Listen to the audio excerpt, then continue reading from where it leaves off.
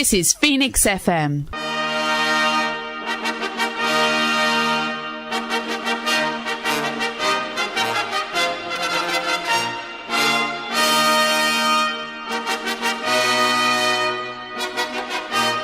Scott Ross is the business on Phoenix FM. Now, I'm delighted once more to welcome back an old friend of Phoenix FM's, John Debenham, who, along with his partner-in-arms, Andrew Summers, has been at it again in a dynamic duo, just published yet another title about the history of Essex. And this new book is called Battlefield Essex, but the title is a little bit of a misnomer, is it not, John? Well, a misnomer maybe, but yeah, it's not a military reference book.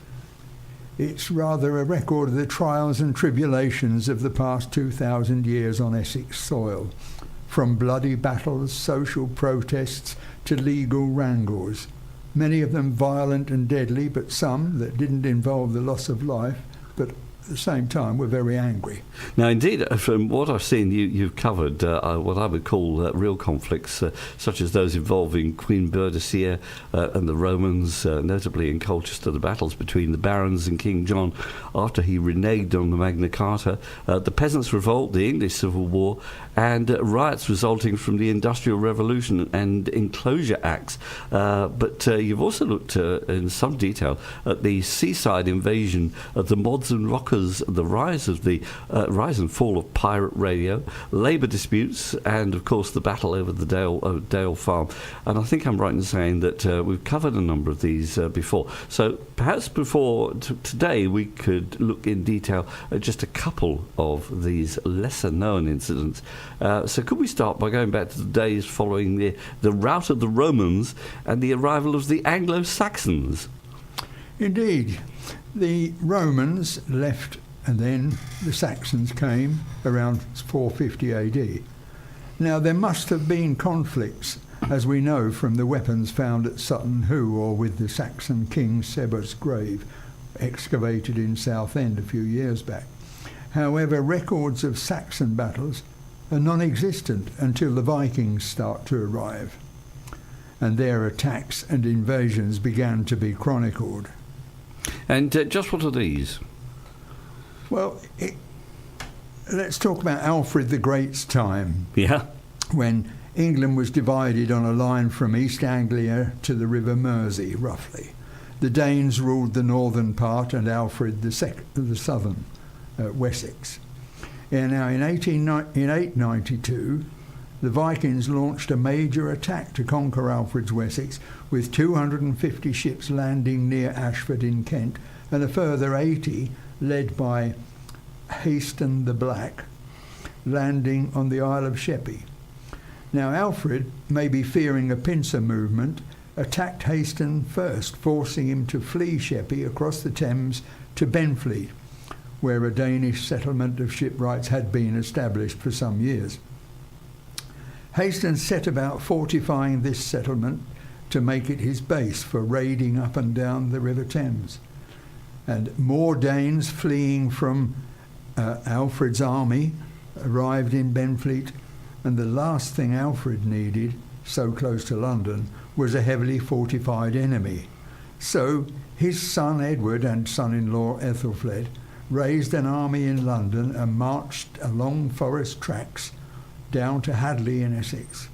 They launched a surprise attack, storming the Danish fort and routing the unprepared Danes. Haston, their leader, was away, but his wife and children were taken hostage.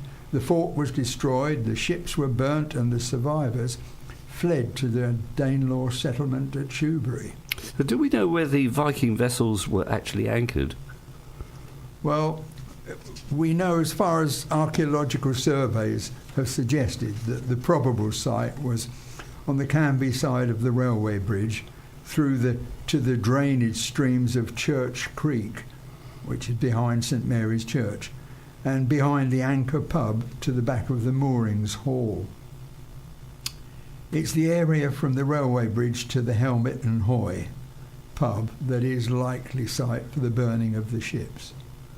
As to Haston's fort, it's thought likely to have been built within the confines of the car park near Benfleet Station, between School Lane and the High Street.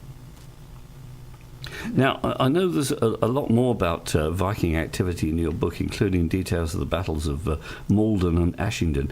But as we're a little tight on time, I'd really like to turn the clock forward some considerable distance to the 1920s and the so-called War of Flags, which erupted in sleepy Thaxted. What on earth was that all about? Well, war might be taking it a bit too far, but certainly the incident is what became known as the Battle of the Flags. Mm-hmm. And it all revolves around the so-called Red Vicar of Thaxted, Conrad le Despencer Noel. What's his name? Conrad le Despencer Noel. Oh, Now, well, that's a bit of a mouthful. Yeah, he was a founder member of the Socialist Party, and he was sponsored for the living at Thaxted by the Countess of Warwick, Daisy Greville of Easton Lodge, herself something of a socialist rebel. And he certainly livened the place up when he arrived. He immediately ended the practice of wealthy parishioners having reserved seats in the church, which meant that poor people could be excluded if the service was crowded. But of course, some of those people, those wealthy people, may well have been involved in building the church, were they not?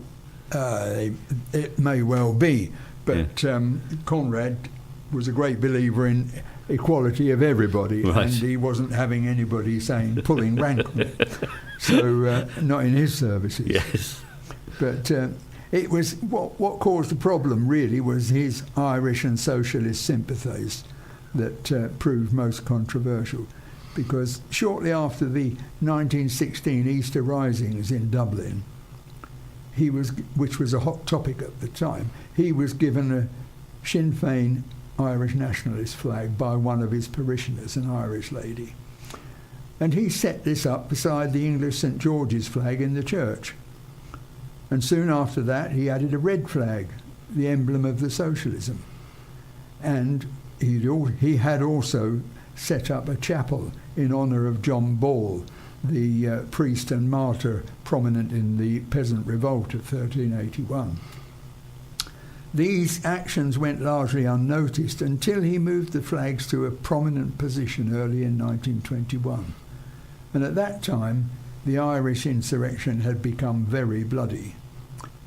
A visiting student from Cambridge inquired why there wasn't a Union flag, to which Noel responded that in his opinion the Union flag was imperialist and oppressive.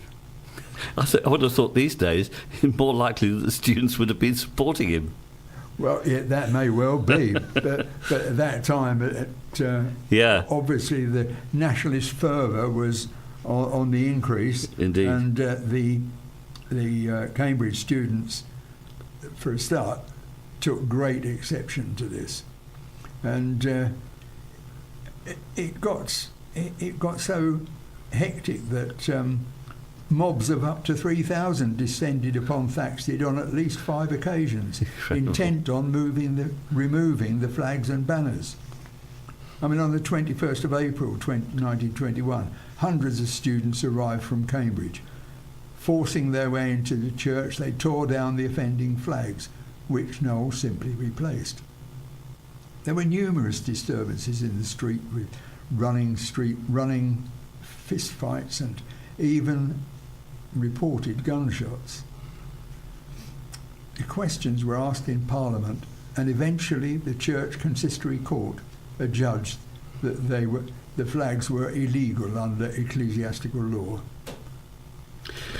Sal, as I say, these days I suspect he probably got a lot of backing from the official opposition as well as the students of the day. But there you are, it was a different time then.